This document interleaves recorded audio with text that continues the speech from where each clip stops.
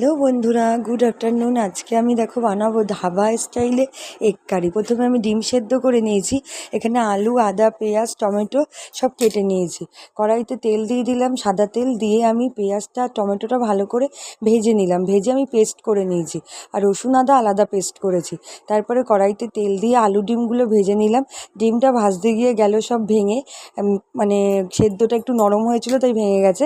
তারপরে দেখো আমি আলুগুলো ভাজা হলে এর মধ্যে আমি প্রথমে রসুন বাটা আর কাঁচা লঙ্কা আদা বাটা দিয়ে খানিকক্ষণ কষেছি। তারপরে পেঁয়াজ আর টমেটোর পেস্টটা দিয়ে খানিকক্ষণ কষেছি। তারপরে ভালো করে কষা হলে, ভাজা মশলার গন্ধ বেরোলে এর মধ্যে দিয়ে দেবো আমি জল। একটু বেশি পরিমাণেই প্রথমে জল দেবো, যেহেতু আলুগুলো একটু বড় কাটা ছিল, যাতে সেদ্ধ হয়। তারপরে একটু ফুটে গেলে ঝোলটা, এর মধ্যে ডিমগুলোকে দিয়ে ফুটিয়ে নেব।